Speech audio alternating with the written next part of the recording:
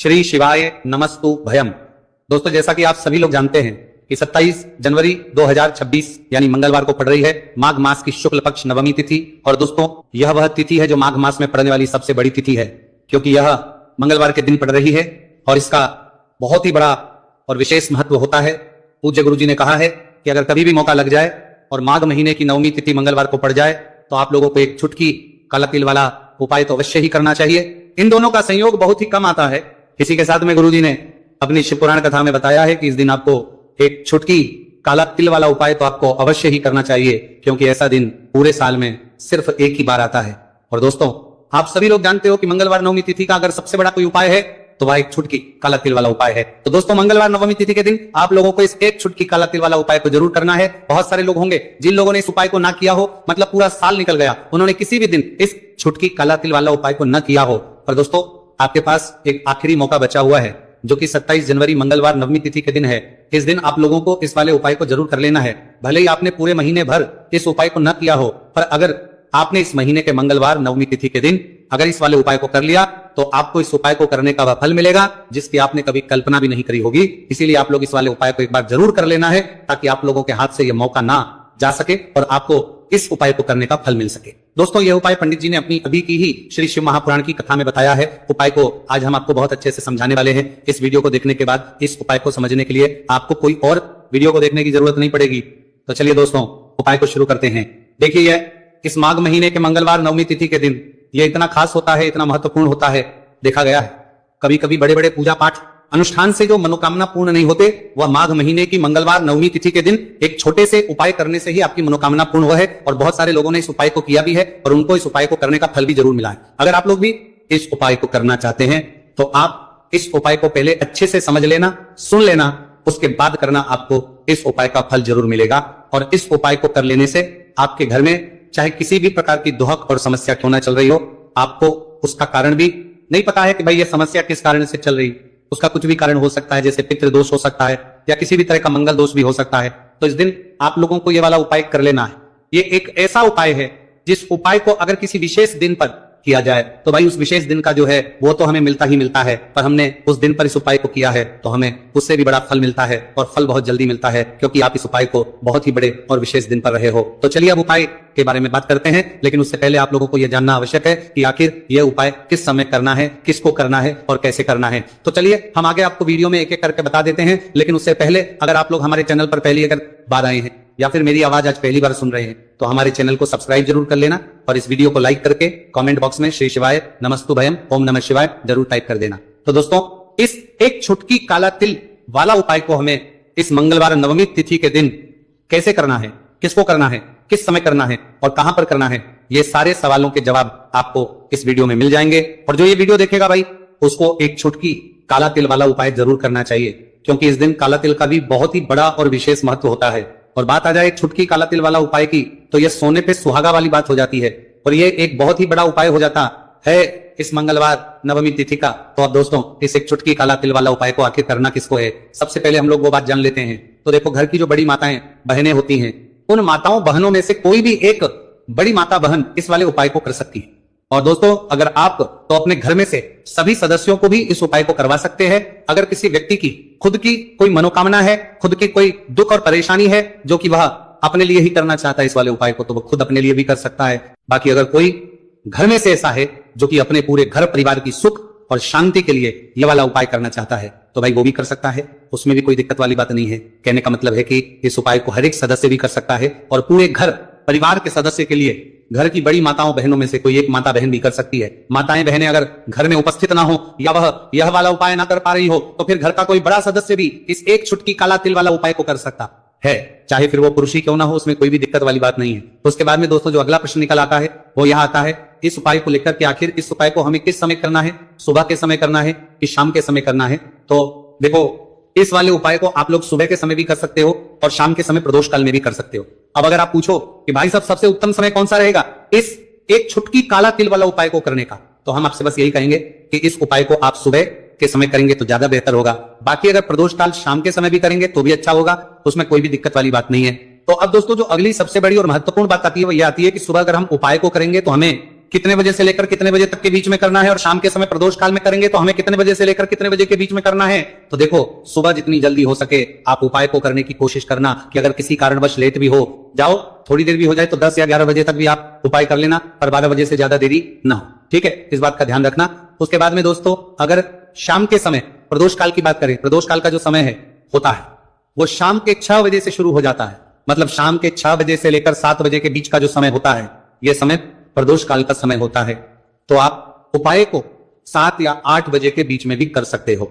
मतलब शाम के 6 बजे से रात 8 बजे के बीच में आप कभी भी इस वाले उपाय को कर सकते हो, उसमें कोई भी दिक्कत वाली बात नहीं है।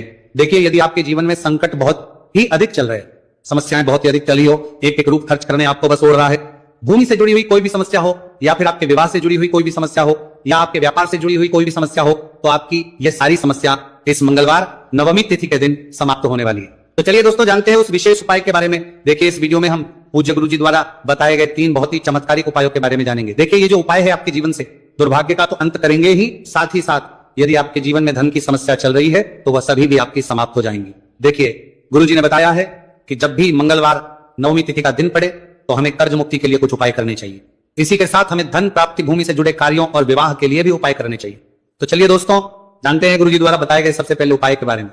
देखिए, यह उपाय विशेषकर उन लोगों को करना है जिनकी भूमि से जुड़ी कोई भी समस्या चल रही हो, यानी कि उनकी भी जमीन से जुड़ी हुई समस्या चल रही है, यानी कि जो लोग मकान खरीदना चाहते हैं, या फिर उनका खेत से जुड़ा कोई भी केस चल रहा है, या फिर जिनके भी विवाह में विलंब हो रहा है, या फिर जिन भी लोगों के जीवन में कर्ज बहुत ही अधिक बढ़ने लगा है, कर्ज जो है वो चुका नहीं पा रहे हैं। तो गुरुजी ने कहा है कि ऐसे लोगों को यह उपाय करना चाहिए। देखिए, इस उपाय के लिए आपको थोड़े से काले तिल ले लेने हैं। देख, आपको मात्र एक चुटकी काले तिल ले लेने हैं। इसी के साथ में आपको थोड़ा सा शहद ले लेना है। फिर सबसे अंत में आपको एक लोटा शुद्ध जल ले लेना है। तांबे के पात्र के अंदर आपको अपने घर से शुद्ध जल ले लेना है, और इन सभी सामग्रियों को आपको लेकर के पहुंच जाना है भगवान शिव के मंदिर में। देखिए, पूज्य गुरु जी ने बताया है कि इस उपाय को आप सुबह से लेकर के शाम तक किसी भी समय में कर सकते हैं। देखिए, मंदिर पहुंचने के आप जो काले तिल लेकर के गए थे उनमें आपको थोड़ा सा शहद लगा लेना है।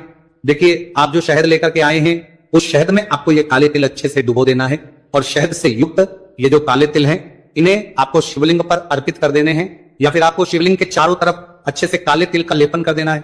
पूज्य गुरु जी ने बताया है कि लेपन करते समय यदि आपके जीवन में कर्ज से जुड़ी समस्याएं चल रही हैं, लेपन करते समय आपको आर्यन मुक्तेश्वर महादेव का स्मरण करना है, या फिर आपके जीवन में विवाह से संबंधित या फिर जमीन से संबंधित कोई भी समस्या चल रही है तो फिर आपको मंगलेश्वर महादेव का स्मरण करना है।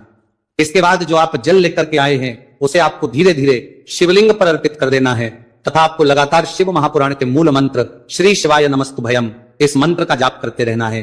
पूज्य गुरुजी ने बताया है कि सिर्फ एक मंगलवार नवमी तिथि ये उपाय करके देखना, और आप स्वयं देखेंगे कि 2 से 3 महीने के अंदर आपके जीवन से जुड़ी हुई जो भी समस्याएं हैं, बस सभी समस्याएं बहुत ही जल्द महादेव की कृपा से दूर होने लगेगी। तो दोस्तों, इस प्रकार से आपको यह पहला उपाय ना है। अब हम जानते हैं दूसरे विशेष उपाय के बारे में। देखिए, इस उपाय के लिए आपको एक प्यारी सी बेलपत्र ले लेनी है। इसी के साथ में एक लोटा शुद्ध जल लेना है तांबे के पात्र के अंदर, और इसी के साथ में आपको थोड़ा सा शहद ले लेना है। देखिए, मंगलवार का दिन है, और मंगलवार नवमी तिथि के दिन यदि हम शहद का उपाय करते हैं तो इससे महादेव हमसे बहुत ही अधिक प्रसन्न होकर के हमारी मनोकामना को परिपूर्ण करते हैं। देखिए दोस्तों, यदि आपको बेलपत्र नहीं मिल पाती है तो आप भगवान शिव के शिवलिंग पर जो बेलपत्र चढ़ी हुई होती है उसे शुद्ध जल से धो करके उसका उपयोग कर सकते हैं। तो इन सभी सामग्रियों को आपको भगवान शिव के मंदिर में लेकर के पहुंच जाना है।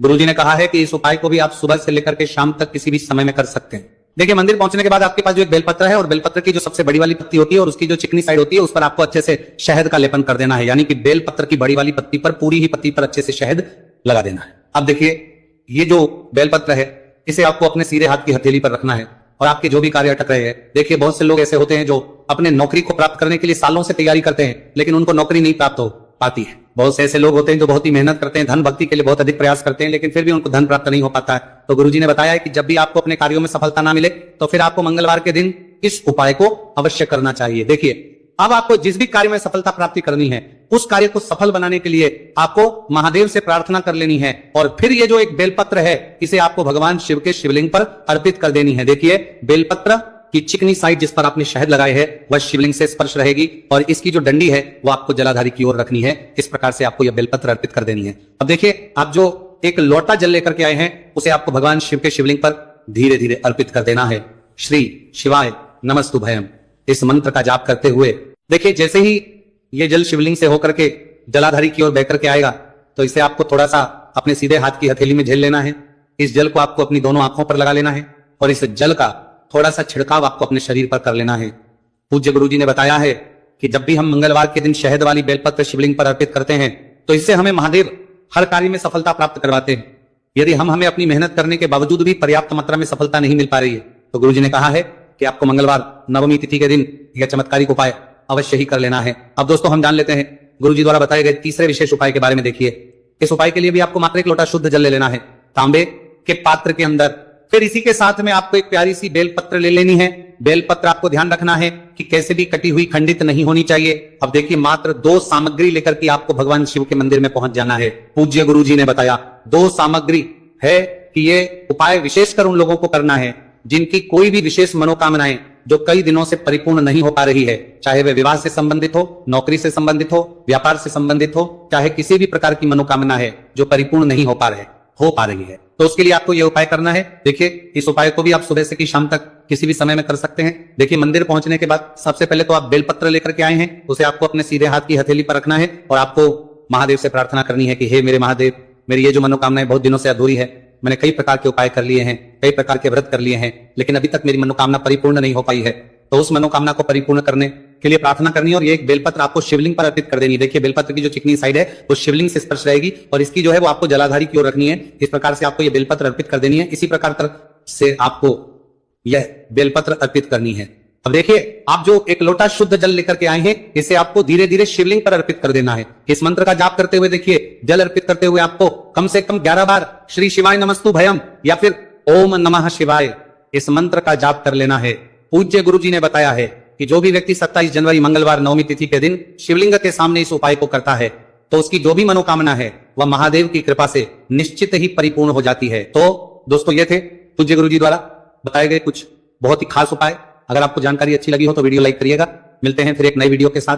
श्री शिवाय नमस्तु भयम वीडियो में हम पूज्य गुरुजी द्वारा बताए गए 3 बहुत ही चमत्कारिक उपायों के बारे में जानेंगे। देखिए, ये जो उपाय है आपके जीवन से दुर्भाग्य का तो अंत करेंगे ही, साथ ही साथ यदि आपके जीवन में धन की समस्या चल रही है तो वह सभी भी आपकी समाप्त हो जाएंगे।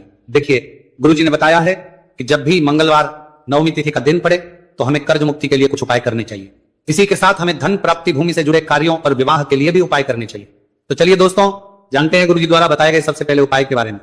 देखिए, यह उपाय विशेषकर उन लोगों को करना है जिनकी भूमि से जुड़ी कोई भी समस्या चल रही हो, यानी कि उनकी भी जमीन से जुड़ी हुई समस्या चल रही है, यानी कि जो लोग मकान खरीदना चाहते हैं या फिर उनका खेत से जुड़ा कोई भी केस चल रहा है, या फिर जिनके भी विवाह में विलंब हो रहा है, या फिर जिन भी लोगों के जीवन में कर्ज बहुत ही अधिक बढ़ने लगा है, कर्ज जो है वो चुका नहीं पा रहे हैं, तो गुरुजी ने कहा है कि ऐसे लोगों को यह उपाय करना चाहिए। देखिए, इस उपाय के लिए आपको थोड़े से काले तिल ले लेने हैं। देख, आपको मात्र 1 चुटकी काले तिल ले लेने हैं। इसी के साथ में आपको थोड़ा सा शहद ले लेना है। फिर सबसे अंत में आपको एक लोटा शुद्ध जल ले लेना है। तांबे के पात्र के अंदर आपको अपने घर से शुद्ध जल ले लेना है और इन सभी सामग्रियों को आपको लेकर के पहुंच जाना है भगवान शिव के मंदिर में। देखिए, पूज्य गुरुजी ने बताया है कि इस उपाय को आप सुबह से लेकर के शाम तक किसी भी समय में कर सकते हैं। देखिए, मंदिर पहुंचने के आप जो काले तिल लेकर के गए थे उनमें आपको थोड़ा सा शहद लगा लेना है। देखिए, आप जो शहद लेकर के आए हैं उस शहद में आपको ये काले तिल अच्छे से डुबो देना है और शहद से युक्त ये जो काले तिल हैं इन्हें आपको शिवलिंग पर अर्पित कर देने हैं, या फिर आपको शिवलिंग के चारों तरफ अच्छे से काले तिल का लेपन कर देना है। पूज्य गुरुजी ने बताया है कि लेपन करते समय यदि आपके जीवन में कर्ज से जुड़ी समस्याएं चल रही हैं, लेपन करते समय आपको आर्यन मुक्तेश्वर महादेव का स्मरण करना है, या फिर आपके जीवन में विवाह से संबंधित या फिर जमीन से संबंधित कोई भी समस्या चल रही है तो फिर आपको मंगलेश्वर महादेव का स्मरण करना है। इसके बाद जो आप जल लेकर के आए हैं उसे आपको धीरे धीरे शिवलिंग पर अर्पित कर देना है तथा आपको लगातार शिव महापुराण के मूल मंत्र श्री शिवाय नमस्तु भयम इस मंत्र का जाप करते रहना है। पूज्य गुरुजी ने बताया है कि सिर्फ एक मंगलवार नवमी तिथि ये उपाय करके देखना और आप स्वयं देखेंगे कि 2 से 3 महीने के अंदर आपके जीवन से जुड़ी हुई जो भी समस्याएं हैं बस सभी समस्याएं बहुत ही जल्द महादेव की कृपा से दूर होने लगेगी। तो दोस्तों, इस प्रकार से आपको ये पहला उपाय ना है। अब हम जानते हैं दूसरे विशेष उपाय के बारे में। देखिए, इस उपाय के लिए आपको एक प्यारी सी बेलपत्र ले लेनी है। इसी के साथ में एक लोटा शुद्ध जल लेना है तांबे के पात्र के अंदर, और इसी के साथ में आपको थोड़ा सा शहद ले लेना है। देखिए, मंगलवार का दिन है और मंगलवार नवमी तिथि के दिन यदि हम शहद का उपाय करते हैं तो इससे महादेव हमसे बहुत ही अधिक प्रसन्न होकर के हमारी मनोकामना को परिपूर्ण करते हैं। देखिए दोस्तों, यदि आपको बेलपत्र नहीं मिल पाती है तो आप भगवान शिव के शिवलिंग पर जो बेलपत्र छड़ी हुई होती है उसे शुद्ध जल से धो करके उसका उपयोग कर सकते हैं। तो इन सभी सामग्रियों को आपको भगवान शिव के मंदिर में लेकर के पहुंच जाना है। गुरुजी ने कहा है कि इस उपाय को भी आप सुबह से लेकर के शाम तक किसी भी समय में कर सकते हैं। देखिए, मंदिर पहुंचने के बाद आपके पास जो एक बेलपत्र है और बेलपत्र की जो सबसे बड़ी वाली पत्ती होती है और उसकी जो चिकनी साइड होती है उस पर आपको अच्छे से शहद का लेपन कर देना है, यानी कि बेलपत्र की बड़ी वाली पत्ती पर, पूरी ही पत्ती पर अच्छे से शहद लगा देना है। अब देखिए, ये जो बेलपत्र है इसे आपको अपने सीधे हाथ की हथेली पर रखना है। पूरे साल भर इस उपाय को ना किया हो, पर अगर आपने इस मार्गशीर्ष महीने में, तो आपको इस उपाय को करने का वो फल मिलेगा जिसकी आपने कभी कल्पना भी नहीं करी होगी। इसीलिए इस हल्दी दीपक वाले उपाय को एक बार जरूर कर लेना, ताकि आप लोगों के हाथ से यह मौका ना जा सके और आपको इस उपाय को करने का फल मिल सके। दोस्तों, ये उपाय पंडित जी ने अपनी अभी की ही शिव महापुराण की कथा में बताया है, जो इस उपाय को आज हम आपको बहुत अच्छे से समझाने वाले हैं। इस वीडियो को देखने के बाद इस उपाय को समझने के लिए आपको कोई और वीडियो को देखने की जरूरत नहीं पड़ेगी। तो दोस्तों, इस उपाय को आपको कैसे करना है, कब करना है, कहां पर करना है और उपाय को करते समय आपको किन किन गलतियों को नहीं करना है और आपको किन किन बातों का ध्यान रखना